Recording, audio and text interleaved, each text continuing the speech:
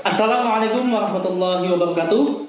Salam sejahtera untuk kita semua dan salam olahraga. Izinkan saya untuk memperkenalkan diri. Nama saya Denny Pradana Saputro dengan NIDN 0024019201. Saya adalah dosen pendidikan jasmani, kesehatan, dan rekreasi Fakultas Keguruan dan Ilmu Pendidikan Universitas Riau. Sedikit informasi bahwasanya saat ini status saya adalah tugas belajar pada program Pasca Sarjana S3 Pendidikan Olahraga Universitas Negeri Semarang. Di sini, saya akan menyampaikan salah satu mata kuliah yang saya ampu yang meliputi Delivery, Interaction, Assessment, yaitu berupa deskripsi mata kuliah, kemampuan yang diharapkan, materi pembelajaran, sistem pembelajaran, metode pembelajaran, interaksi antara dosen dan mahasiswa, sistem penilaian mata kuliah, dan di akhir nanti akan ditampilkan rekaman proses pembelajaran mata kuliah tes dan konstruksi pengajaran penjas. Mata kuliah tes dan konstruksi pengajaran penjas adalah salah satu mata kuliah yang saya ajarkan kepada mahasiswa dan menjadi pilihan saya yang akan disampaikan pada penyampaian portofolio dosen unjuk kerja Tridharma Perguruan Tinggi. Alasannya adalah mata kuliah ini merupakan salah satu mata kuliah yang paling mendekati dengan bidang keilmuan yang sedang saya dalami, yaitu tentang evaluasi pendidikan jasmani dan olahraga. Mata kuliah ini memiliki bobot 2 SKS yang nantinya akan membekali mahasiswa tentang konsep dan prinsip tes, pengukuran, evaluasi, serta bagaimana cara menyusun atau memilih tes, sekaligus melakukan pengukuran dan evaluasi dalam pendidikan jasmani dan olahraga dengan baik dan benar.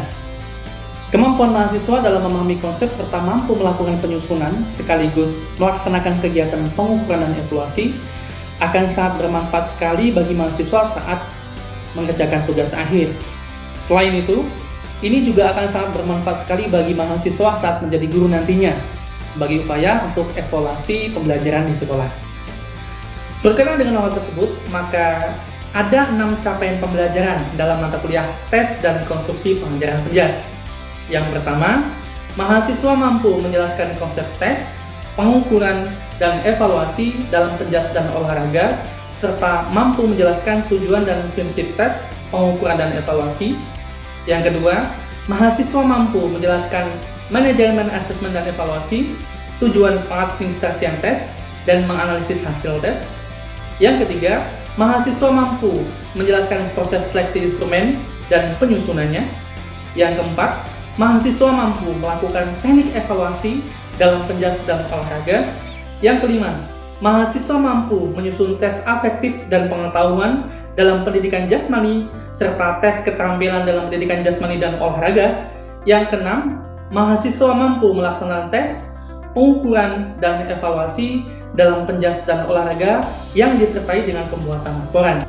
Oleh karena itu, secara garis besar ada beberapa materi yang akan disampaikan pada mata kuliah tes dan konstruksi pengajaran penjas yang meliputi 1. Konsep tes, pengukuran, dan evaluasi dalam penjas dan olahraga. 2. Tujuan dan prinsip tes, pengukuran, dan evaluasi. 3. Manajemen asesmen dan evaluasi, tujuan pengadministrasian tes dan menganalisis hasil tes. Yang keempat, proses seleksi instrumen dan penyusunannya. Yang kelima, teknik evaluasi dalam penjas dan olahraga. Yang keenam, penyusunan tes afektif, pengetahuan dalam pendidikan jasmani, serta tes keterampilan dalam pendidikan jasmani dan olahraga. Yang ketujuh, praktik pelaksanaan pengukuran dan evaluasi yang meliputi penilaian afektif, pengetahuan dan keterampilan, dan disertai dengan laporan hasil. Terkait dengan sistem pembelajaran, mata kuliah ini menggunakan sistem pembelajaran sinkronus dan asinkronus. Pembelajaran sinkronus dapat dilakukan secara langsung melalui pertemuan tatap muka, secara online maupun secara langsung di dalam kelas atau offline. Sedangkan secara asinkronus, mahasiswa dapat belajar secara mandiri dengan mengerjakan tugas maupun memperluas pendalaman materi yang diberikan melalui Google Classroom maupun WhatsApp Group baik secara individu maupun kelompok. Nah, selanjutnya, metode yang digunakan dalam mata kuliah ini tergantung kepada materi yang akan menjadi pokok bahasan.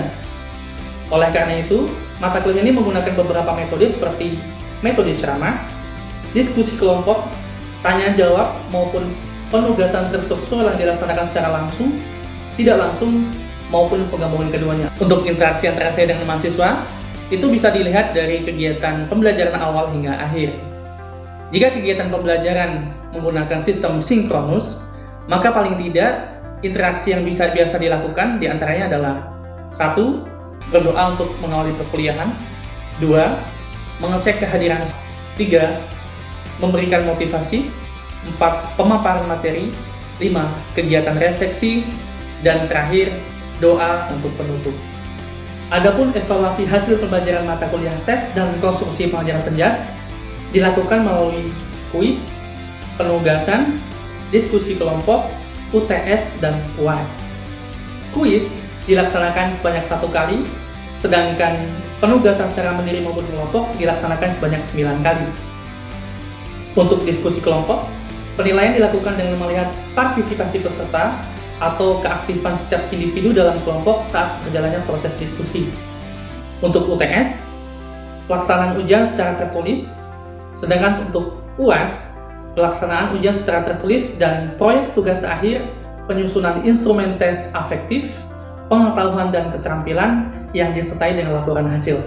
Demikianlah informasi yang bisa disampaikan mengenai mata kuliah tes dan konstruksi pengajaran penjas dalam pendidikan jasmani, kesehatan dan rekreasi FKIP Universitas Riau. Selanjutnya, untuk proses perkuliahan secara sinkronus melalui tatap muka Zoom meeting dapat dilihat pada cuplikan berikut ini.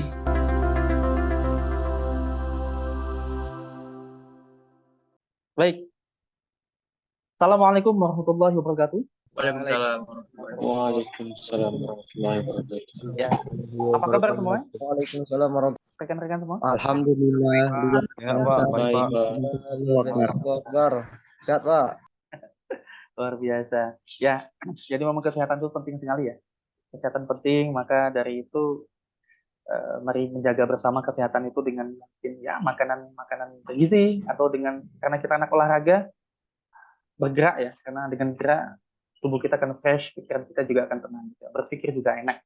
Sebelum memulai perkuliahan pada hari ini, mari kita berdoa. Semoga apa yang kita dapatkan pada hari ini bermanfaat. Berdoa menurut agama dan kepercayaan kita masing-masing. Berdoa mulai. Berdoa selesai. Beberapa hari yang lalu, saya sudah memberikan kontrak perkuliahan yang di dalamnya ada RPS, materi kita dari awal hingga akhir. Harapannya sudah dibaca. Ya, ini adalah pertemuan pertama, di mana biasanya itu memberikan kontrak perkuliahan dan sedikit materi. Akan tetapi karena materi hari ini itu ada 2 materi secara umum, maka kemarin saya coba untuk mengirimkan kontrak perkuliahan dan RPS itu ke WA Group, gitu ya. Apakah sudah dibaca? Sudah dilihat ya? Sudah. Oke. Ada pertanyaan terkait dengan kontrak perkuliahan mungkin, atau mungkin sudah pas semua terkait dengan penilaian, terkait dengan materi yang akan diajarkan, metode dan lain sebagainya. Sudah pas? Sudah pas, Pak. Oke, baik. Kita akan lanjut ya ke materi kita hari ini. Ya, seperti yang sudah saya sampaikan tadi, ada 2 materi pokok yang akan disampaikan, dan di akhir nanti akan ada tugas untuk Anda bisa kerjakan, itu terkait dengan materi yang akan disampaikan pada hari ini. Oke, materi pertama yaitu tentang konsep tes, pengukuran, dan evaluasi dalam penjelasan olahraga. Kemudian yang kedua adalah tujuan dan prinsip pengukuran dan evaluasi. Oke, baik. Terkait dengan tes, ya, terkait dengan tes. Saya yakin Anda sudah pernah mendengar istilah tes, ya, dalam kehidupan Anda semua. Seperti yang kita ketahui, ada tes potensi akademik, ada psikotes, kemudian ada tes bahasa Inggris, ada tes kemampuan fisik. Terkait dengan gambar yang muncul di sini, ada yang bisa memberikan kesimpulan tidak tentang tes? Kaitannya dengan fungsi tes itu. Misalnya tes potensi akademik, kemudian psikotes, tes kemampuan fisik, tes bahasa Inggris. Tentang tes apapun itu, ada yang bisa memberikan gambaran terkait dengan apa yang sudah saya sampaikan di sini? Tes itu ibaratkan kita latihan atau disebut juga dengan bisa juga ujian dengan tujuan untuk mengukur. Baik. Ujian dengan tujuan untuk ini mengukur kemampuan diri kita, Pak. Oke. Ujian dengan tujuan untuk mengukur, untuk mengetahui kemampuan diri kita. Ada versi yang lain? Alat ukur lah, begitu ya. Alat ukur yang digunakan untuk pengambilan data melalui proses pengukuran, begitu. Nah, Akan tetapi ada hal lain yang mungkin perlu Anda cermati kembali, ya, terkait dengan gambar-gambar yang ada di layar. Ada tes potensi akademik, ada psikotes, ada tes kemampuan fisik, dan tes bahasa Inggris. Maka dari gambar ini juga bisa disimpulkan bahwa masing-masing jenis tes itu memiliki fungsinya yang berbeda. Selanjutnya, apa sih sebenarnya tes? Begitu ya. Tadi sudah diberikan gambaran oleh Angga ya bahwa tes itu sebuah alat ya yang digunakan untuk pengukuran. Mari kita akan memahami lebih lanjut terkait dengan tes melalui pendapat beberapa ahli. Mardapi menjelaskan bahwa tes merupakan salah satu bentuk instrumen yang digunakan untuk melakukan pengukuran. Jadi tadi kita kan sudah memberikan kesimpulan tentang tes. Tes adalah sebuah alat atau instrumen atau cara yang digunakan untuk melakukan pengukuran untuk mendapatkan data yang tentang keterampilan dan pengetahuan. Nah, pertanyaan selanjutnya, ketika kita mencermati pendapat Mardapi, ada informasi lain tidak di situ? Ada informasi Ada, Pak. lain? Ya, tentang apa? Angga, silakan. Di sini Mardapi mengatakan dapat kita tarik kesimpulan di sini tidak selesai hanya dalam tes saja, Oke, tetapi ada tahap-tahap yang lain. Setelah tes tersebut apa? Yaitu ada pengukuran. oke. Setelah tes ada pengukuran, begitu ya? Ya, betul. Setelah tes ada pengukuran. Akan tetapi ada hal lain. Ya, coba kita lihat tanda panah ini. Tes merupakan salah satu bentuk instrumen. Tes merupakan salah satu bentuk instrumen yang digunakan untuk melakukan pengukuran. Nah, jika tes merupakan salah satu bentuk instrumen yang digunakan untuk melakukan pengukuran, maka ada kesimpulannya? Maka ada norma yang digunakan. Maka ada metode atau cara yang lain selain tes. Gitu ya. Karena tes merupakan salah satu bentuk instrumen yang digunakan untuk melakukan pengukuran, salah satu bentuk, maka ada bentuk yang lain selain tes. Apa itu? Mari kita lihat slide. Non-tes, Pak. Nah, betul. Non-tes. Jadi selain tes, ternyata untuk mengumpulkan data itu ada instrumen lain, yaitu non-tes. Ada penilaian afektif, sikap, minat, konsep diri, karakter. Yang maksud saya, dalam penilaian afektif itu ada penilaian sikap, minat, nilai, konsep diri, dan karakter. Nah, pertanyaannya yang selanjutnya adalah, mengapa kok dibedakan? Ya, mengapa perlu dibedakan? Ada tes dan non-tes. Kita akan lanjut ke slide berikut. Tes itu memiliki sejumlah pertanyaan yang memiliki jawaban benar atau salah. Semua benar atau sebagian benar. Sedangkan afektif, di bawah instrumen non-tes itu, afektif itu adalah ditentukan oleh pengalaman peserta didik dalam berinteraksi dengan lingkungan. Ya, kalau dalam contohnya, Mardapi itu memberikan contoh tentang afektif itu, orang yang baik akan memiliki banyak teman. Orang yang baik akan memiliki banyak teman. Sedangkan orang yang jahat atau nakal gitu ya, biasanya temannya dikit. Nah, oleh karena itu, untuk bisa menilai kemampuan afektif, terkait dengan misalnya konteksnya orang yang baik, maka memiliki banyak teman itu bisa menjadi salah satu indikator penilaian. Ya. Nah, jadi saya akan berikan gambaran ini terkait dengan non-tes dulu ya, baru nanti tes. Non-tes ini tidak ada jawaban salah atau benar, begitu. Jadi biasanya untuk menilai afektif seseorang itu bisa dengan penilaian diri sendiri. Jadi kita menjawab pernyataan ini, misalnya gini, saya memiliki banyak teman. Pilihannya 1, ya, 2, tidak. Apapun jawabannya, ya atau tidak, itu akan menunjukkan siapa diri kita. Gitu ya.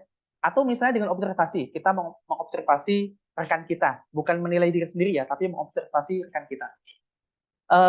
Di sana sudah ada indikator-indikator yang contohnya tadi sudah disebutkan, misalnya punya banyak teman, kemudian rajin mengerjakan tugas, kemudian sopan santun dan sebagainya, begitu ya. Nah, kita akan melihat orangnya banyak teman, checklist gitu ya. Oh, rajin ngerjain tugas nih kalau dikasih tugas, checklist. Kemudian apa lagi tadi? Oh, sopan santun ya tingkah lakunya, checklist. Nah, gitu. Namanya perilaku, tingkah laku yang ditujukan oleh seseorang itu akan menunjukkan siapa dirinya. Gitu. Jadi tidak ada benar salah, tidak ada jawaban benar dan salah. Paham sampai di sini untuk afektif? Atau ada pertanyaan? Paham, Pak. Oke, baik. Nah, selanjutnya kita akan beralih ke konteks tes. Tadi ini kan tadi non tes ya, non tes. Kata kunci non tes itu adalah tidak ada salah dan benar. Apapun pilihannya atau apapun hasil observasi kita terhadap seseorang itu akan menunjukkan siapa dirinya yang sebenarnya. Kita akan mendapatkan data tentang kebaikan seseorang. Oh, orang itu baik. Oh, orang itu nggak baik nih, nggak ada temennya gitu kan. Ada tugas nggak pernah kerjain gitu kan. Misalnya seperti itu.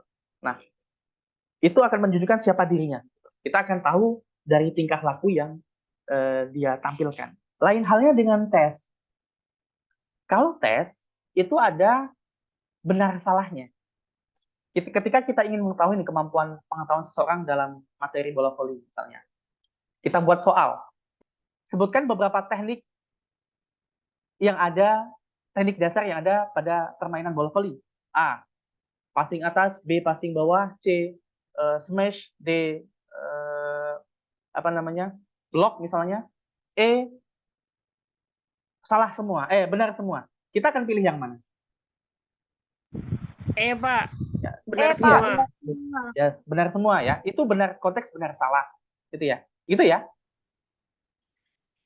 Kaitannya dengan Oke, Pak. tes ya, ada benar salah, ada konteks sebagian benar, ada konteks semua benar gitu. Nah, terkait dengan tes, non tes, ada pertanyaan sebelum saya lanjut materi berikutnya? Oke, Insya kalau tidak Allah. ada, ya kita akan lanjut ke pengukuran. Ya, kalau tidak ada kita akan lanjut ke materi pengukuran. Lagi-lagi nih, saya ingin bertanya sebelum lanjut. Konteksnya dengan pengukuran. Di belakang itu ada gambar-gambar, ya. Ada speedometer, ada timbangan, ada gelas ukur, ada apa lagi tuh? Roll ya. Nah, dari gambar yang ada itu mencerminkan makna pengukuran. Siapa yang bisa memberikan memberikan ya paling tidak kalimat pembuka lah tentang pengukuran. Silakan. Nisa, Pak. Silakan Nisa. Nah, kalau pandangan Nisa dengan pengukuran ini, setelah melalui sebuah tes, itu diukur dia. Jadi tesnya itu, alat pengukuran ini disesuaikan dengan tes yang dilakukan. Misalnya tes untuk melihat kecepatan. Kecepatan Oke. itu kan dengan biasanya lari 100 meter, itu diukur dengan stopwatch. Oke. Terus kalau apa lagi ya? Ya, Itu aja, kan Pak. ya, tadi kan Nisa menyebutkan nih, lari untuk mengukur kecepatan menggunakan stopwatch. Lah, hasil stopwatch itu nanti berupa apa? Waktu. Waktu berupa angka kah? Iya. Ya, jadi maksud saya adalah nanti pengukuran itu muaranya adalah berupa angka-angka. Ada nilainya. Gitu ya. Kalau tes tadi adalah sebuah alat ini digunakan untuk mengukur. Proses pengukuran ini menggunakan alat yang tentu yang baik dan benar, nanti akan menghasilkan sebuah nilai. Itu nanti muaranya pengukuran. Ini kalimat pembuka. Untuk lebih jelas lagi terkait dengan pengukuran, mari kita lihat pendapat para ahli. Saya mengutip 3 pendapat ahli di sini. Ada Resi, ada Komarudin, ada Winarno. Kita akan coba pahami satu-satu. Ya, saya sudah mencoba membuat beberapa kata kunci. Ya, oke, kita akan coba maknanya satu persatu. Di sini Lacy menyatakan bahwa pengukuran adalah proses pengumpulan data tentang properti atau atribut yang diminati. Properti atau atribut ini sama, gitu ya. Pengumpulan data tentang properti. Properti itu misalnya seperti ini. Kita ingin mengukur apa nih? Tinggi badan kah? Kalau tinggi badan tentu menggunakan apa? Meteran, senti. Ya, statometer namanya. Alat pengukur. Ya, meteran lah ya. Tapi lebih tepatnya statometer. Gitu ya. Apa yang ingin kita ukur? Nah, selanjutnya kita beralih ke Komarudin. Pengukuran merupakan suatu proses menentukan kuantitas. Seperti yang dinyatakan Nisa tadi, ya, mengukur apa namanya kecepatan lari misalnya. Nanti ada angka-angka, ya, ada jumlah angka yang ditunjukkan oleh stopwatch tadi. Berapa detik yang ditunjukkan oleh stopwatch. Nah, selanjutnya kita akan coba maknai pendapat Darwinarno bahwa pengukuran itu merupakan bagian dari evaluasi yang menggunakan alat dan teknik tertentu untuk mengumpulkan informasi secara tepat dan benar. Nah, untuk informasi secara tepat dan benar, ini kaitannya dengan harus kita awali dulu. Alatnya betul tidak? Ya. Kita harus mengukur ya, mengukur kalau kecepatan, ya alat bantunya adalah stopwatch, gitu ya. Kemudian ketika Iya, kita Pak. ingin mengukur apa namanya? Sebuah lintasan lari 100 meter, jika ada pilihan meteran yang jumlahnya 100 meter dengan meteran yang maksimal ukurannya 1 meter, Anda akan pilih yang mana? 100 meter lah, Pak. Kenapa? Meter. Karena Alasannya sekali apa? tarik aja ntar sampai ke finish. Oh ya, gimana Balkis? Langsung bisa ditarik sampai garis finish ya? Iya, dari start sampai finish, Pak. Oh iya. Kemudian kalau Nisa, versi Nisa apa tadi? Sama? Ya, karena harus sesuai dengan apa yang mau diukur. Kalau yang diukur aja 100 meter, masa yang digunakan alatnya 1 meter. Iya memang bisa, tapi kan kurang efektif dan efisien. Ya, tidak efektif dan efisien dan tingkat kesalahannya sangat tinggi ya. Yang Pak. Ya, betul. Tingkat kesalahannya akan sangat tinggi ketika kita menggunakan meteran yang 1 meter misalnya untuk mengukur 100 meter. Lebih enak yang 100 meter langsung tarik sampai gitu kan. Istilahnya kalibrasi, kita harus mengkalibrasi alatnya, tepat tidak alatnya, gitu ya, agar data yang kita dapatkan benar. Setelah dilakukan dilakukan pengukuran menggunakan tes atau alat ukur yang sudah sesuai, kita akan beralih kepada evaluasi. Ada yang bisa memberikan makna dari gambar ini terkait dengan evaluasi? Ada buruk ya, cukup, baik, dan sangat baik.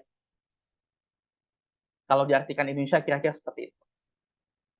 Nah, mari kita coba pahami terkait evaluasi berdasarkan pendapat ahli. Kita akan coba Komarudin nih.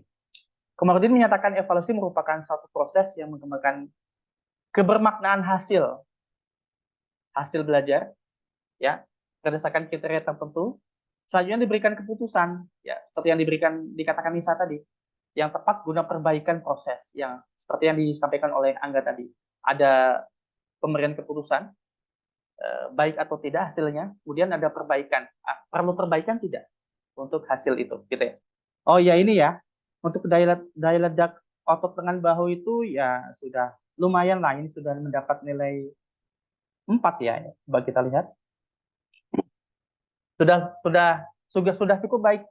Nah, maka saran yang bisa diberikan adalah dipertahankan atau terus ditingkatkan. Begitu ya kira-kira nanti untuk mengevaluasi, menganalisis hasil pengukuran. Nah, hasil ini nantinya akan diberikan kepada pihak-pihak tertentu yang berkepentingan. Ya, misalnya ini atlet PPLP, ya nanti tentunya akan diberikan kepada Dispora sebagai bahan evaluasi. Begitu ya. Tentang ini ada pertanyaan tentang membaca hasil pengukuran ini yang sudah diolah kemudian ditampilkan dalam bentuk spider chart. Ada Firtinyiin? Tidak, kita lanjut ya. Lanjut tidak atau pulang? Iya, Pak, lanjut, Pak. Oke. Lanjut, Pak. Lanjut, Pak. Maunya lanjut, nggak mau pulang gitu ya. Atau jangan-jangan ini ya dipaksa ya. Oke. Baik. Kita akan lanjut ya. Terkait materi selanjutnya, tujuan dan prinsip pengukuran dan evaluasi. Nah, ini saya merujuk kepada pendapatnya Winarno dan juga pendapatnya Fernand Lampir ya di bukunya. Ini bukunya sebenarnya sudah cukup lama, tetapi masih relevan lah dengan situasi sekarang. Makanya tetap saya kutip. Nah, tujuan pengukuran dan evaluasi versinya Winarno ada 7, bahwa tujuannya itu adalah untuk penentuan status siswa. Ya, jadi ketika kita mengukur itu, salah satu tujuannya itu ketika kita mengukur siswa adalah untuk menentukan status siswa.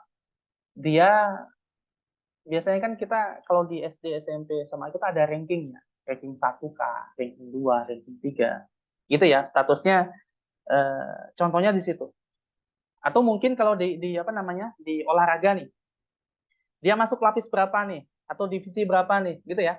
Kemudian untuk melengkapi pengalaman pendidikan. Ya, jadi memang hasil evaluasi ini itu juga akan berguna bagi seorang guru dan siswa untuk melakukan perbaikan. Nah, seperti yang sudah saya sampaikan tadi, atau mungkin pelatih, ya. Ketika hasilnya buruk, maka guru akan introspeksi diri, kenapa ya kok hasil siswa saya buruk? Apakah gara-gara saya nih metodenya kurang tepat? Atau mungkin pelatih, atau mungkin selama ini program latihan saya kurang tepat ini untuk anak ini.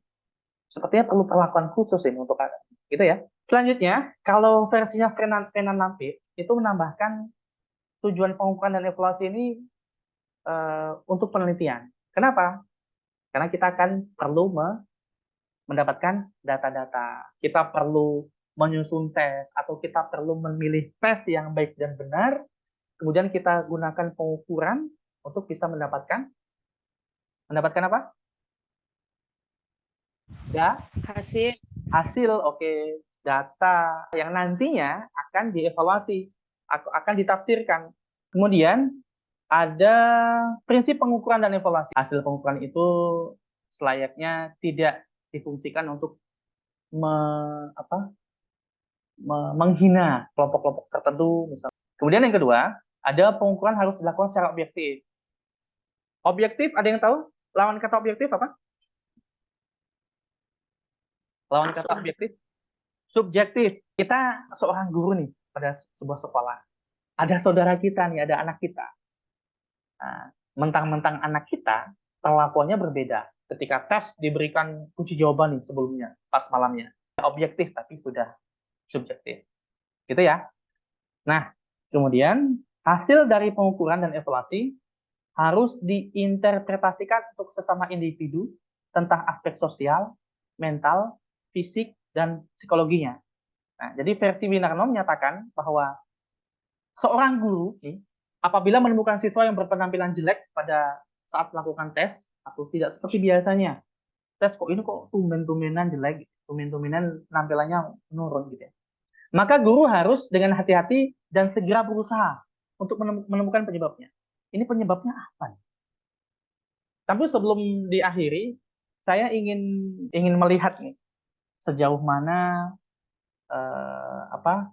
kemampuan Anda dalam menyerap materi yang dilaksanakan pada hari ini. Mungkin ada yang bisa memberikan kesimpulan.